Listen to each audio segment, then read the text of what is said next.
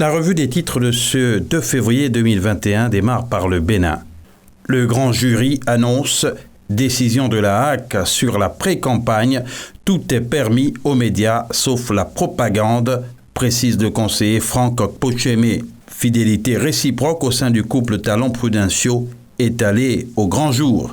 Et l'Audace Info informe que l'ONU est favorable à la plainte d'Ajavon. Le journal Le Grand Regard a une autre lecture. Première journée du dépôt des candidatures à la Sénat. Emmanuel Tiando se régale de la comédie des rêveurs. Après la désignation de Mariam Talata Zimé, le leader Aidé Dadegnon salue la clairvoyance du Talon et de l'UP. La nouvelle génération parle aussi de la présidentielle du 11 avril 2021 et du dépôt des candidatures.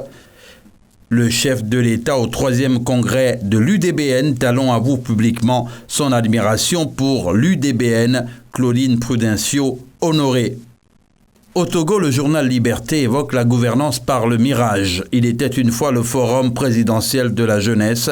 Covid-19 et achat groupé de vaccins, quelle sera la part personnelle de chacun des 15 chefs d'État de la CEDEAO? Et l'équipe émet des regrets. Togo Football, éternel recommencement. CHAN 2021, les leçons d'une participation. Du côté de la Teranga, au Sénégal, Walf Quotidien barre en une les fortunes. Fortune, ces milliardaires qui nous gouvernent.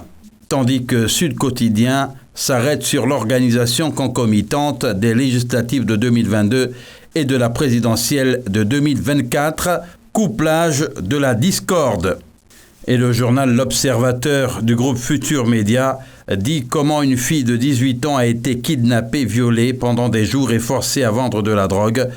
Occupation illégale de logements de fonction universitaire.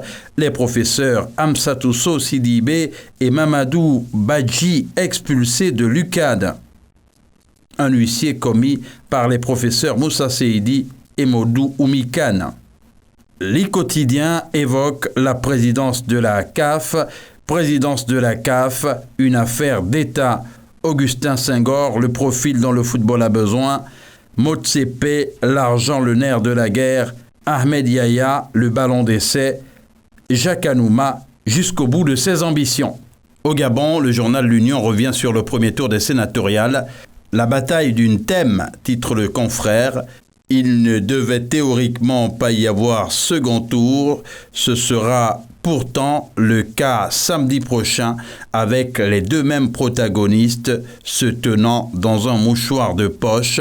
Le DN Christian Edouminsa, 31 voix, 50,89% et le PDG Emmanuel Ondo Metogo, 30 voix, 49,19%.